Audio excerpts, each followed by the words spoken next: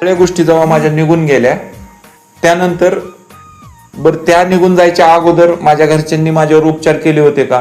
ते केले होते. देवधर्म केले, डॉक्टर केले, सायकॅट्रिस्ट केला, सगळे उपचार झाले होते. पण त्या उपचार ते प्रयत्न कोण करत होतं? तर माझ्या घरचे करत होते. माझे आई वडील करत होते, माझी बहीण करत होती, माझी बायको करत होती, माझे सासू सासरे करत होते. त्यांचे प्रयत्न बरोबर होते, पण माझा 1% प्रयत्न नव्हता. ते 100% प्रयत्न करत होते, मी 1% प्रयत्न दारू थांबवायचा करतच नव्हतो. का करत नव्हतो? तर मला दारू आवडत होती. दारू कशी आवडत होती? तर दारूनं मला माझं एकटेपण घालवण्यासाठी मला दारूचा सहारा होता. मी दारू बरोबर गप्पा मारू शकत होतो, दारूमुळं मला झोप येत होती, दारूमुळं मी गाडी चालवू शकत होतो, दारूमुळं मी सगळं काय करू शकत होतो. पण मला दारूनं काम करता येत नव्हतं, पैसे कमवता येत नव्हते, माणसं टिकवता येत नव्हती. माझी नाती संपली होती, माझी नाती सगळी संपत चालली होती, माझं समाजातलं नाव सगळं संपत चाललं होतं. तरी मला कळत नव्हतं की हे सगळं दारूमुळं होतंय, हे सगळं दारूमुळं होतंय आणि मला दारू कुठेतरी थांबवली पाहिजे. मी जर जुगार खेळत असलो, जुगारात माझे पैसे चालले की मला कळतं की राव आता पैसे चाललेत, आता बास केलं पाहिजे. पण दारूत माझं सगळंच चाललं होतं, सामाजिक प्रतिष्ठा चालली होती, आर्थिक, मानसिक, शारीरिक सगळंच चाललं होतं. तरी मला कळत नव्हतं आता कुठेतरी थांबलं पाहिजे. पैसा गेला तर पैसा कमवता येईल, पण शरीर गेल्यावर काय करायचं? एकदा का शरीर संपलं तर करायचं काय? काहीच नाही. एकदा शरीराची वाट लागली की काय करता येत नाही. बर मला कित्येक वेळा तरी डॉक्टरनं वॉर्निंग देऊन झालं. डॉक्टरनं सांगितलं होतं मला, आमच्या अकलूजमध्ये सायकॅट्रिस्ट हराळे डॉक्टर म्हणून सायकॅट्रिस्ट आहे, त्याच्याकडे नेलं. त्यानं सांगितलं ही करून या, काय पोटाचं सोनोग्राफी करून या. सोनोग्राफी करायला नेलं. ते माझा मामा होता माझ्या बरोबर. त्याला विचारलं, वाघमारे ही कोण आहे तुमचा? त्या सोनोग्राफी वाल्यानं. ते म्हणलं भातचा आहे. म्हणलं लय दिवस जगत नाही, म्हणलं आतनं पूर्ण बाद झालंय. ते सोनोग्राफी वाला म्हणला. मी ते ऐकलं ते सोनोग्राफीचा रिपोर्ट घेतला, त्या डॉक्टरकडे गेलो. त्या डॉक्टरनं विचारलं त्या आमच्या मामाला, वाघमारे कोण आहे? भातचा आहे, त्याला बाहेर थांबवा म्हणल्यावर मी बाहेर गेलो आणि केबिनच्या बाजूलाच थांबलो. म्हणला डायरेक्ट दारू बंद कर नका, थोडी थोडी दारू पाजा. डायरेक्ट बंद केली तर हे तर 8 दिवसानं मारणारच आहे, पण थोडी थोडी पाजली तर काही दिवस जगल तरी. मी तेवढंच ऐकलं. माझा आजार किती भयानक आहे मी तेवढंच ऐकलं. आणि तेवढं ऐकून मी मामा बाहेर पडला की मामाला म्हणलं डॉक्टरनं सांगितलंय थोडी थोडी प्यायला. मी मामाला परत नेलं आणि 1.5-2 क्वार्टर पिली. डॉक्टरनं मला सांगितलंय तो 8 दिवसानं मारणार आहे, 8 दिवसात मरशील दारू जर पिला तर. तरी पण प्यायची. माझ्या मरणाकडेही लक्ष नाही माझं. मी कसा मरणार होतो दारू पिऊन. मला काही वाईटच वाटत नव्हतं. चला असं बिन तसं बी मरणारच आहे, पिऊया. असं येईन तसं मरणारच आहे, पिऊया. पण थोडं थोडं लक्षात आलं. परत इकडं आल्यावर, पुण्यात आल्यावर बरेच खड्डे खंदून ठेवले होते, बऱ्याच अडचणी, बऱ्याच जणांचं नाव ठेवून घेतलं, बऱ्याच जणांच्या शिव्या खाल्ल्या, बऱ्याच जणांचा मार खाल्ला. ज्या संतोषला कोणी मारूच शकत नव्हतं त्या संतोषला बऱ्याच जणांनी मारलं. घरातल्यांनीच मारलं, पण बऱ्याच जणांनी मारलं. वडिलांनी मारलं, आईनं मारलं, मावशीनं मारलं, लहान भावाने मारलं. पण आता ते टरकतात. आता त्यांची समोर उभं राहताना पण फाटते. आणि ही पहिला पण कोडो होता, अजून पण कोडो आहे. तो बदललाय ना तर तो आता कोणाला ऐकणार नाही. का? तर माझ्या तोंडाचा वास येत नाही. मग पुण्यात आल्यानंतर काय झालं तर मी कुणाचं तरी ऐकायला लागलो. काय करायला लागलो? ऐकायला लागलो. मला पहिली पायरी काय सांगती तर मी मध्यशक्ती पुढे हातबल आहे, ही मान्य केलं.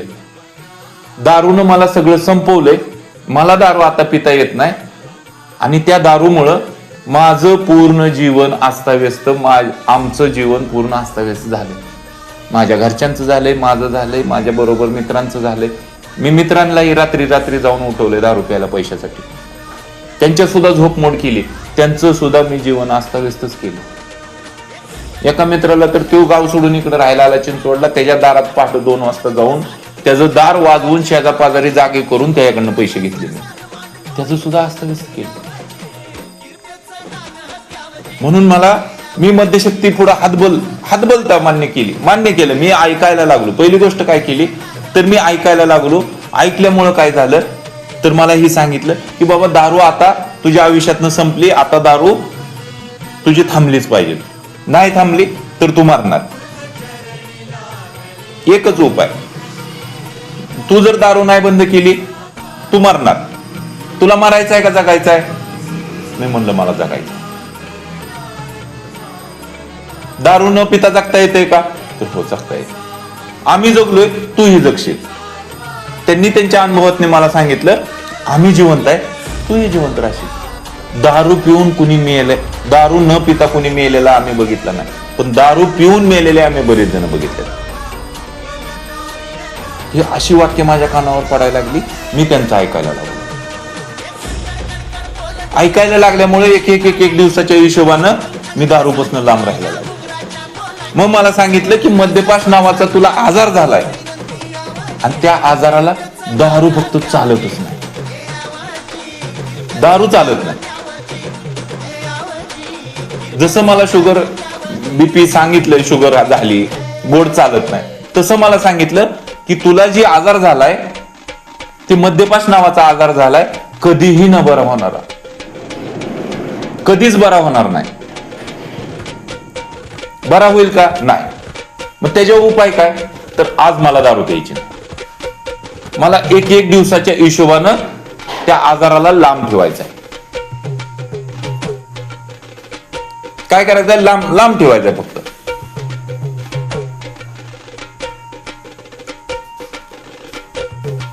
हे सगळं सांगत होते, मी ऐकत होतो आणि जसं ऐकत होतो तसं वागत होतो.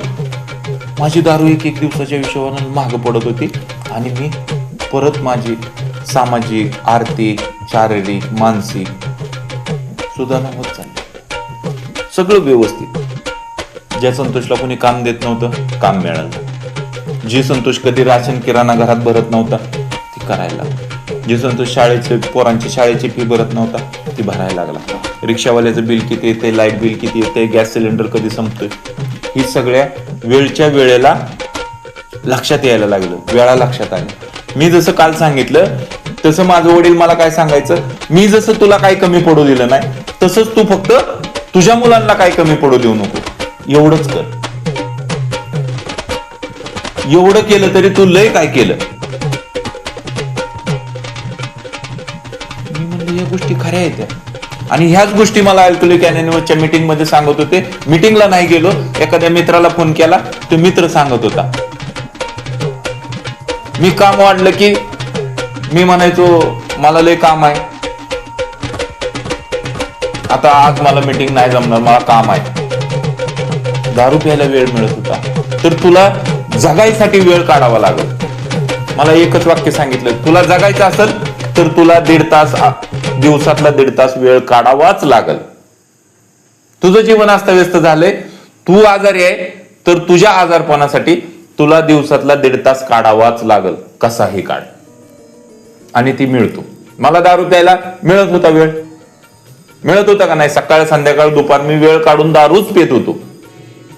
दुसरं काय करत होतो का मी मुलांना फिरायला घेऊन जात होतो, बायकोला फिरायला घेऊन जात होतो, रोज दारूच प्यायला जात होतो. मी माझ्यासाठी जसं दारू प्यायला वेळ काढत होतो तसंच मला माझ्यासाठी दारू थांबवायला वेळ काढायचा आहे. चालतंय. मी आजारी आहे, मान्य केलं.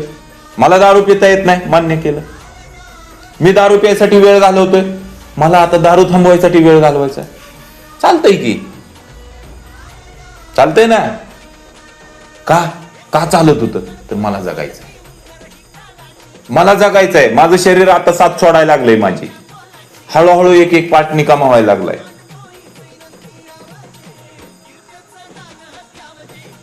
दारूनं माझ्या चेहऱ्यावरचा सगळा ग्लो काढून घेतला होता. माझा चेहराच फ्रेश दिसत नव्हता. उठलं सकाळी, किती जरी धुतलं, किती जरी साबण लावलं तरी ती हाय असंच दिसायचं. पण जशी जशी दारू बंद झाली, एक एक एक एक दिवसाच्या हिशोबानं जसं जसं आरशात बघायला लागलो तसं मलाच माझा चेहरा आवडायला लागला. आणि मला सांगितलं होतं 90 दिवस 90 मीटिंग कर, 90व्या दिवशी बघ तू एकदा आरशात तुला कसं वाटतंय. आणि मला बरं वाटत होतं, मला बरं वाटत होतं. माझ्या आईने मला 3ऱ्या दिवशी ते दूध आणि भात मला हातानं चारलं. मला जातच नव्हतं जेवण, मला जेवणच जात नव्हतं. आई म्हणली 3 दिवस पोरग सकाळी उठतंय, कुठेतरी जातंय, 3-4 दिवस झाले होते, कुठेतरी जातंय पण न दारू पिता येते. असं घरात शांत आहे. 8 दिवस झाले, 10 दिवस झाले, असं करत करत 1 वर्ष झालं. आईनं मला अर्ध्या तोळ्याची अंगठी घेतली राव, 1 वर्षानं. आईला म्हणलं, आई आज 1 वर्ष झाले मला दारू सोडून. चल म्हणली बाळा, समोरच सोनाराचं दुकान होतं, नेलं तिथं. 1 तोळ्याची अंगठी, अर्ध्या तोळ्याची अंगठी घेतली. म्हणजे राहू दे तुला, तुझ्या बऱ्याच दिवस झालं तू सोनं वापरणं झालाय, अंगठ्या बिंगट्या सगळं मोडून टाक. सगळं मोडलं होतं, घरात काहीच ठेवलं नव्हतं. काल जसं सांगितलं होतं, फ्रीज कूलर सगळं विकून टाकलं होतं. पण एक दिवसाच्या हिशोबानं मी ती घ्यायला लागलो. माझे नातेवाईक मला बोलायला लागले, माझे मित्र मला बोलायला लागले, मित्र स्वतःहून फोन करायला लागले, बरायच ना. ज्या मित्रानं माझ्यासाठी माळ घातली होती त्याचा हातभट्टीचा गुत्ता ते त्यांच्यात ते मटण अंडी खात नाहीत, तो आमच्या बरोबर खायचा. मला म्हणला, संत्या तुझी दारू लय वाढली राव, नको पिऊ, आपण माळ घालू. त्यानं माझ्यासाठी माळ घातली. अजून त्याच्या गळ्यात माळ आहे, अजून त्याच्या गळ्यात माळ आहे. ते मटण खात नाही, दारू पित नाही. मी ते काढली, दारू पिली, परत दारू थांबवली. एक वेळेस तो पुण्याला आला, त्याने बघितलं मी व्यवस्थित, पांढरे कपडे व्यवस्थित, बूट बीट, गाडी बिडी, गॉगल बिगल. मला म्हणला, भाऊ काही पण कर, फक्त आता दारू पिऊ नको. स्वार्थी मित्र कोण आहे आणि निस्वार्थी मित्र कोण आहे? जी मला दारूपासून लांब ठेवतो ना, तो माझा खरा मित्र आहे. जी मला म्हणतो ना, लय टेन्शन आहे भाई तुला, चल थोडी थोडी लावू, तो माझा मित्र नाही. तो मला कधीच म्हणत नाही तुझ्या घरात काय कमी आहे त्याच्यासाठी मी तुला मदत करतो. तो म्हणणार चल प्यायला जाऊ, आज तुझ्याकडे नाहीत ना, मी पाजतो. पण त्यानं 1 दिवस पाजली तर त्याला 10 वेळा मला पाजावी लागते. आणि माझ्या घराची वाट लागते, त्याच्या तर लागती, पण माझ्या पण लागते. मी कधीच विचार करत नाही किंवा माझ्यामुळे त्याचं घर संपतंय. माझ्या आईला जर कुणी सांगितलं ना, तुमच्या संतोषला ह्याने दारू पाजली आहे, त्या आव्यानं दारू पाजली, आकाशने दारू पाजली, तर माझी आई म्हणायची, आमचं नास काय, ती चांगलं आहे, आमचं का पेलं, त्याला काय तोंडाला लावली त्याला. तिचं बरोबर होतं. मी त्याच्या बरोबर जात होतो, त्याला पाच म्हणत होतो, बाटली घेत होतो, फोडत होतो, भरत होतो, पेत होतो. नासका मीच होतो ना.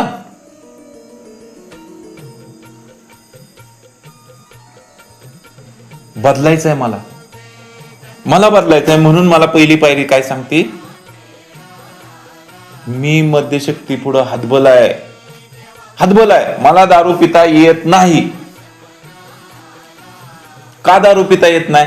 तर माझं ही सगळं स्तर घसरले. ते सुरुवातीला मी कशी पिलो होतो आणि शेवट मी कशी पिलो. शेवट मी घरात पिलो राव. घरात प्यायची जागा आहे, घरात माझी मुलं राहतात, आई राहते, बायको राहते,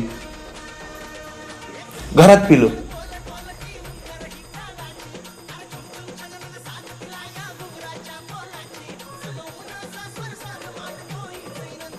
काय मी किती स्तर घसरवला होता दारूनं. मी किती खाली आलो होतो.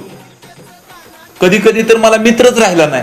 दारू प्यायला सुरुवातीला मित्र लागत होते, आता मित्रही लागत नाही. सुरुवातीला मी त्या क्वार्टरचे 4-5 पेक करत होतो, आता मला 90च पेक लागतो. डायरेक्ट 90 ठप. पाणी कमी, चकनाही लागत नाही, मीठ असं चालतं. दारूनं मला खाली उतरवलं. सुरुवातीला बिअर पिलो, क्वार्टर चांगल्या चांगल्या भारीतल्या पिल्या, पण शेवटी देशी हातभट्टीच पिली ना.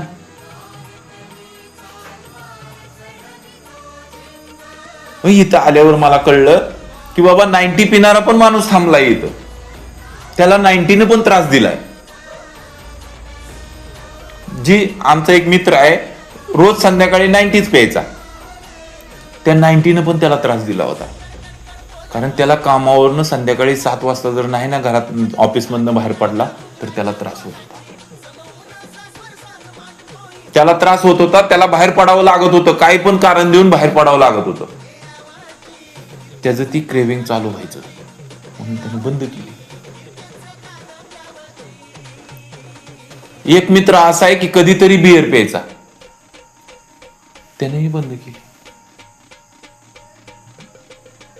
एक तर असा आहे की त्याची बायको दारू पिती, मुलं दारू पितात, त्याच्या कॉट खाली दारूचे फुगे असतात आणि तो वर झोपलेला असतो. 16 वर्ष सोबर आहे, दारूच पिला नाही, दारूचीही कमी नाही, दारूचा गुत्ताच आहे घरात. पैसेही मागायचे नाहीत कोणाला, घरात सगळेच दारू पितात, तरी तो 16 वर्ष दारू नाही पिला. का तर त्याला जगायचं होतं. मला नाही का जगायचं. मी ही अशी माणसं बघितली आणि म्हणलं मला जगायचंय राव. सगळं कळत होतं. मला सांगितलं होतं जुन्या ठिकाणी जाऊ नको, जुन्या मित्रांना भेटू नको, ज्या ज्या काय निसर्ड्या ठिकाणी जायचं नाही. बऱ्याच गोष्टी मला रोज रोज रोज रोज कानावर पडत होत्या. मी ती 3-3.5 वर्ष फॉलो करत होतो आणि मला आता असं वाटलं की मी आता मस्त चांगला झालोय व्यवस्थित. आता मला ह्यांची गरज नाही, मी आता व्यवस्थित आहे. आणि ज्या दिवशी मला वाटलं की मी व्यवस्थित आहे, आता मी दारू माझी आयुष्यातनं सगळी संपली, त्यावेळेसच मला सगळी जण सांगत होती आता तुझा अहंकार डोकं वर काढायला लागलाय. त्यावेळेस मला सांगितलं होतं आता संतोष तुझा अहंकार डोकं वर काढायला लागलाय. तुला असं वाटतंय ना की मी आता माझ्या दारूपासून लांब, आता माझी दारू सुटली म्हणलं की चालू झाली, तू दारूच्या दिशेनं तुझा प्रवास चालू झाला, ही लक्षात ठेव. मला वाटायला लागलं अरे माझ्यामुळे माझ्या दाजीनं बंद केली, ह्यानं बंद केली, त्यानं बंद केली. अरे त्यांची बंद आहे, ते कार्यक्रमावर आहेत, ते रोज पुस्तक वाचतात, ते रोज मिटिंगला जातात, ते रोज ऐकतात, रोज बांधवांबरोबर बोलतात, दारू पिणारे मित्रांच्या हातात हात धरून चाललेले आहेत थांबलेल्या मित्रांबरोबर. तू आहे का तसा? तो हात सोडायला लागलाय, तो हात सोडतोय. आणि एक दिवशी सोडला, हात सोडला, गेलो, दारू घेतली, पिली, डबल नुकसान. जी 3-3.5 वर्ष थांबलो होतो सगळं परत त्याच्यापेक्षा जास्तीचं नुकसान. डॉक्टरनं सांगितलं होतं दारू प्यायचीच नाही, मी परत पिली. हातापायानं धड व्यवस्थित आलो होतो, कुठे ऍक्सिडेंट नव्हता, काय नव्हतं. पाय मोडला, दारू चालूच. पाय मोडला तरी, पाय सडला तरी चालूच. डॉक्टर सांगत होता दारू बंद कर, नाही बंद. जी चांगल्या ठिकाणी काम होतं गेलं. कर्ज कोणाचं नव्हतं, परत 5-50 हजार कर्ज करून बसलो. मोबाईल हरवले, गाडी विकली, परत तेच पॅटर्न चालू. मला सांगितलं होतं मद्यपास नावाचा आजार तुला झालाय आणि तो आजार कधीच बरा होणार नाही. त्यासाठी तुला एक दिवसाच्या हिशोबानं त्याला लांब ठेवायचा आहे. काय करायचंय? एक दिवसाच्या हिशोबानं. पण मला असं वाटायला लागलं की मी आता बरा झालो असं मला वाटलं की मी परत दारूच्या दिशेने प्रवास माझा चालू झाला. मग मी काय करायला पाहिजे? मी ह्यांचं ऐकायचं सोडून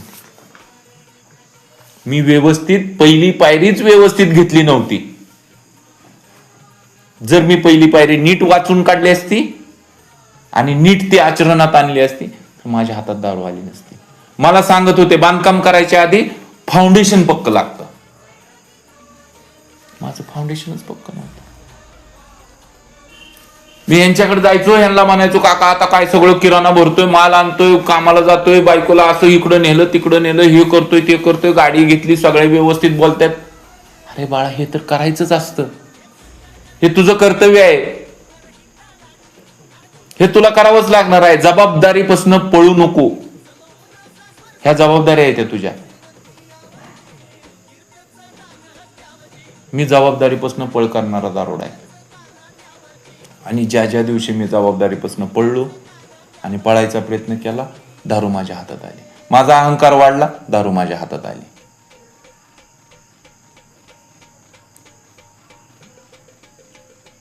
राग चिडचिड वाढली, दारू माझ्या हातात आली. सगळं वाढत चाललं. जी सगळं कमी दाबून ठेवलं होतं, सगळं एक एक दिवसाच्या हिशोबानं महाग पडत चाललं होतं, ते परत वाढत. प्रामाणिकपणे मिटिंग करत होतो, मिटिंग कमी झाल्या. मिटिंग कमी झाल्या, मित्रांमध्ये जायचो बंद झालो आणि मी मित्रच बदलून टाकले. मित्रच बदलले, डायरेक्ट युटर्नच.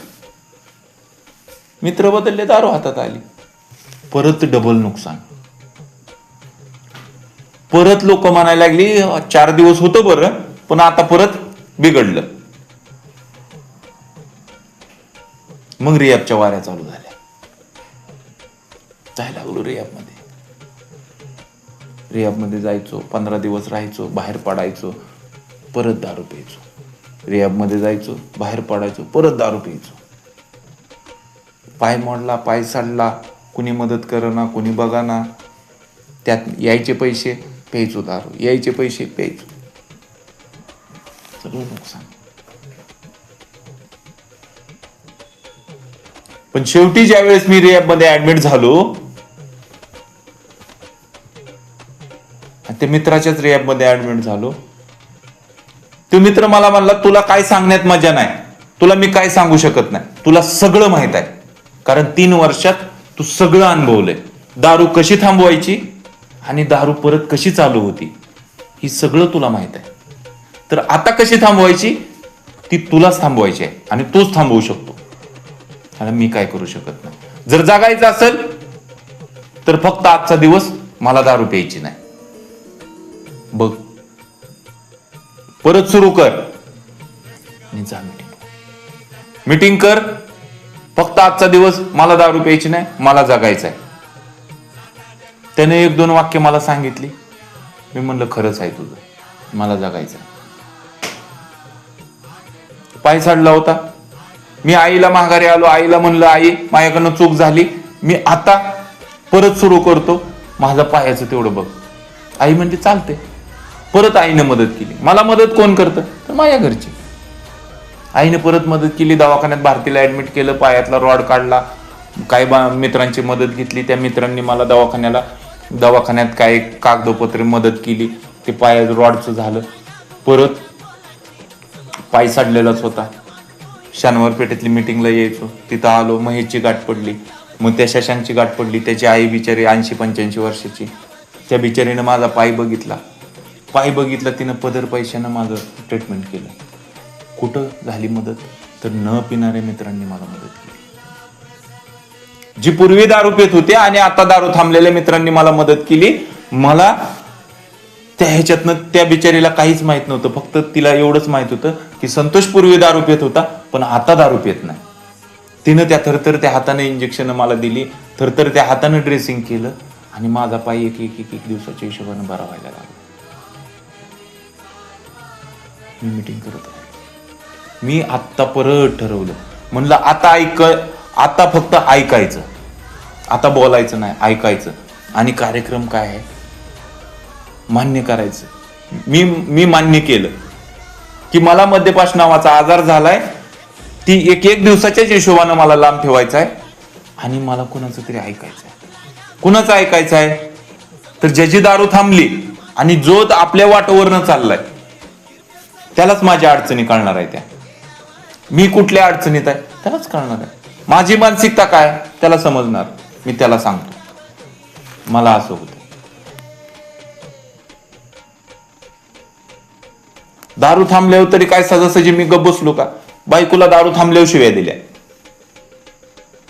बायकोला दिल्या, सासूला दिल्या, सगळ्यांनाच दिल्या. शिव्या दिल्यानंतर मला भीती वाटायला लागली. आता बायको गेली तर काय करायचं? परत मित्राला फोन लावला, म्हणलं संजू बाबा असं असं झालंय. त्यानं बोलला मला म्हणला तुला कळतं का? आता तर दारू थांबली तर तू लागला भांडणं करायला, लागला नाटकं करायला. त्यानं थोडं मला बोलला. मला माहित आहे ह्यो बोलणार आहे, पण ह्योच मला मदत करणार आहे. मदत कोण करणार आहे? तर ह्योच करणार. मी ऐकून घेतलं. त्याला आडवं तिडवं नाही बोललं. आता घरातली कोण मदत करणार नाही ते मला, ह्यो माणूस मदत करणार. मी त्याचं ऐकून घेतलं आणि मला म्हणला बोलायच्या आधी जरा विचार करत जा. तू समोरच्याला काय बोलतोय त्याच्या आधी 1 मिनिट विचार कर, पॉज घे आणि बोल. त्याने त्याच्या बायकोला सांगितलं की संतोषच्या घरी असं असं झालंय. त्याच्या बायकोनं माझ्या घरी फोन लावला, माझ्या बायको बरोबर बोलली. तिनं त्या संजूची मानसिकता सांगितली, तुझ्या नवऱ्याची कशी असेल ती सांगितलं. ती बोलणं एकमेकीचं झालं आणि बायको शांत झाली. दुपारी मला फोन आला बायकोचा, कुठं आहे तुम्ही, या जेवायला घरी. मी बायकोची माफी मागायला लागलो, ऐकायला लागलो. बायकोला म्हणलं चूक झाली माझ्याकडनं. चूक झाली म्हणल्यानंतर बायको जागेवर शांत झाली. आईला म्हणलं माझ्याकडनं चुकलं, वडिलांना म्हणलं माझ्याकडनं चूक झाली, आता मी नाही या गोष्टी करत. हे कधी होते तर मला मान्य करावं लागेल. माझ्या चुकाच मला मान्य नाही त्या, म्हणून मला पहिली पायरी सांगते की मान्य कर.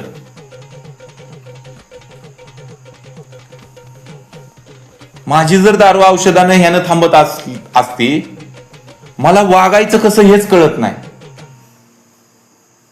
औषधानं माझी दारू थांबल, पण वागणार कसा मी?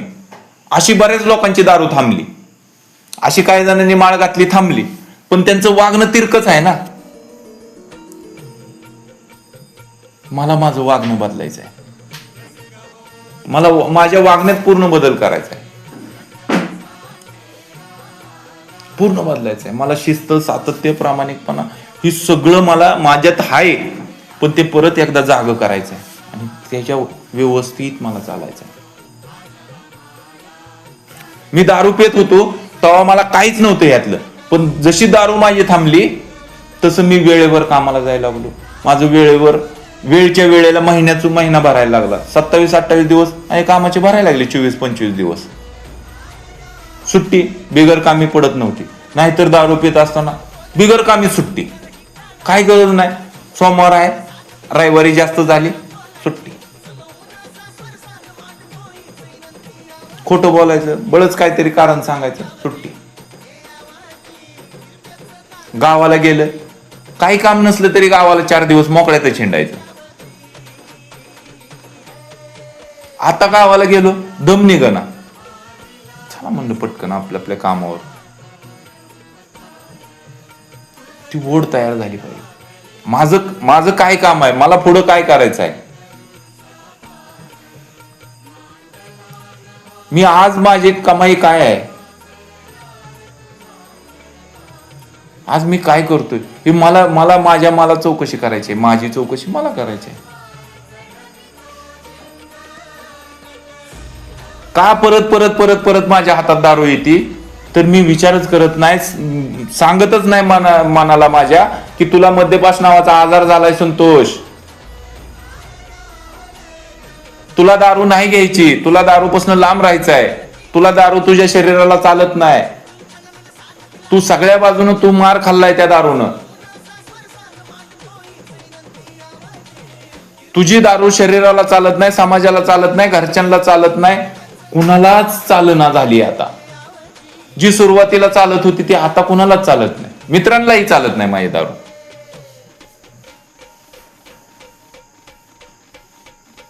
आणि मी जशी दारू बंद केली ना, तशी परमेश्वराच्या कृपेनं मला दारू न पिणारेच मित्र भेटत गेले. नाहीतर मी जर माझी दारू जर मला प्यायची इच्छा झाली ना, तर सगळे दारू पिणारेच भेटतात रस्त्यानं. पण माझ्या डोक्यात जर दारू प्यायचा विचारच नसला ना, तर मला न पिणाराच भेटतो. त्या दिवशी मी इथनं निघलो, बारामतीत गेलो, बारामतीत क्रॉस झाली